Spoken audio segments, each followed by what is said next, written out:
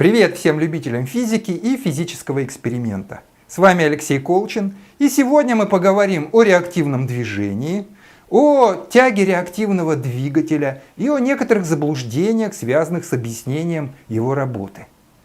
Яков Исидорович Перельман написал несколько книг, посвященных реактивному движению. В книжке «Занимательная физика», которая была написана больше 100 лет тому назад, он писал о распространенном в его время заблуждении. Даже среди людей, изучавших физику, случается нередко слышать совершенно превратное объяснение полета ракеты.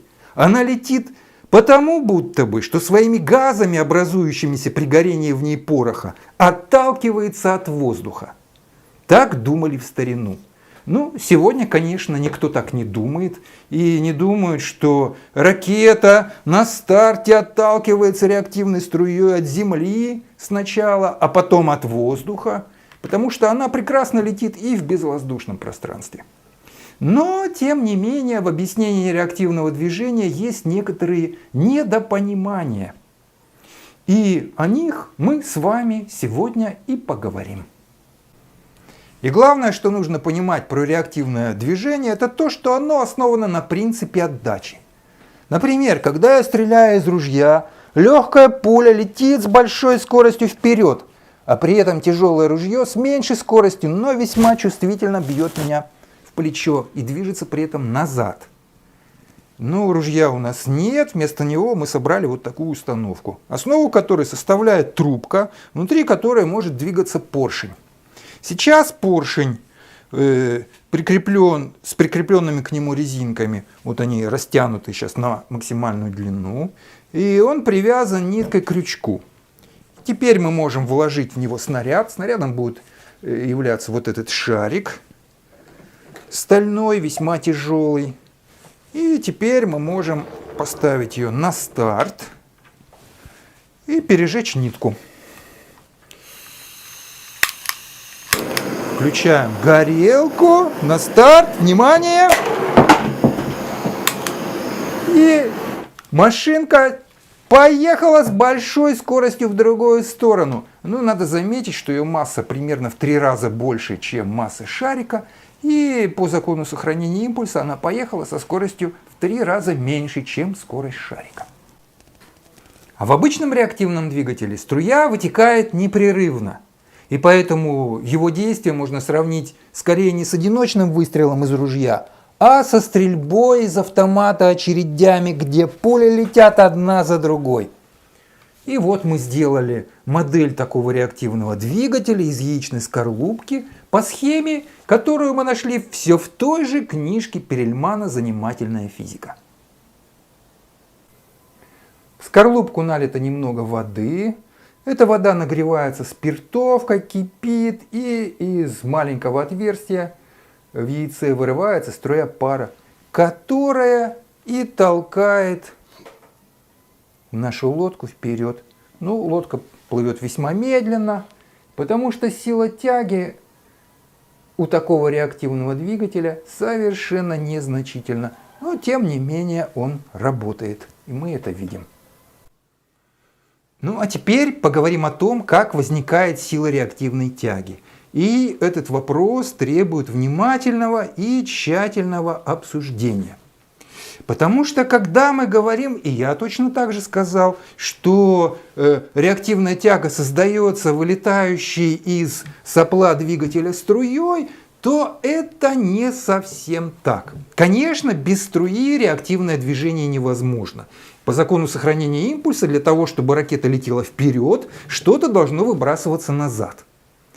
Но если мы подумаем, то мы поймем, что частицы продуктов сгорания, которые вылетели уже струей из двигателя, они летят просто по инерции и никак не действуют на сам корпус ракеты. А когда мы рассматриваем силу тяги, мы должны рассматривать именно силы, действующие на корпус. И эти силы могут создаваться только за счет давления внутри камеры сгорания. И вот здесь у нас стрелками показаны силы, действующие на стенке камеры сгорания. И мы видим, что вот каждой стрелке соответствует противоположная. Эти силы друг друга компенсируют, за исключением одной вот этой стрелки, выделенной зеленым, которая расположена напротив сопла ракеты. И я помечу это таким пунктиром. Получается, что напротив сопла ракеты у нас есть площадка, на которую действует нескомпенсированная сила давления. И именно она определяет силу реактивной тяги. Еще раз, без струи ракета, конечно, никуда не полетит, но сила тяги определяется, вот эти силы избыточного давления, на вот эту площадку, расположенную непосредственно напротив сопла ракеты.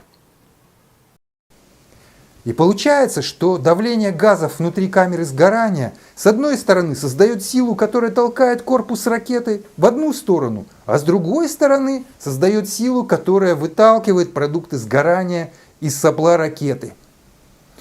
И такая пара противоположно направленных и равных сил возникает в любом случае реактивного движения. Для нашей машинки один конец натянутой резинки толкает поршень, который ускоряет шарик, вылетающий из трубки. А другой конец резинки толкает корпус машинки, которая едет в противоположном направлении.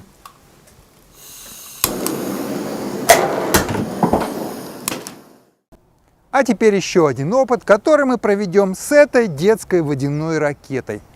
В ракету накачан воздух, и этот воздух играет роль сжатой пружины. Своим давлением он будет выталкивать воду через сопло вниз, а ракета толкать вверх. Итак, нажимаю на спусковой рычаг, и ракета уходит вверх. А теперь мы переходим к нашему традиционному заключительному вопросу, для которого мы приготовили вот эту игрушку, которая называется Сегнерово колесо и представляет собой бутылку, в которую вставлены две изогнутые трубки.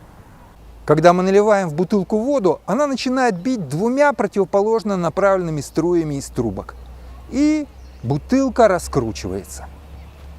Но мы с вами уже понимаем, что реактивная тяга создается не самими струями, которые уже вылетели из бутылки, а нескомпенсированным давлением внутри системы.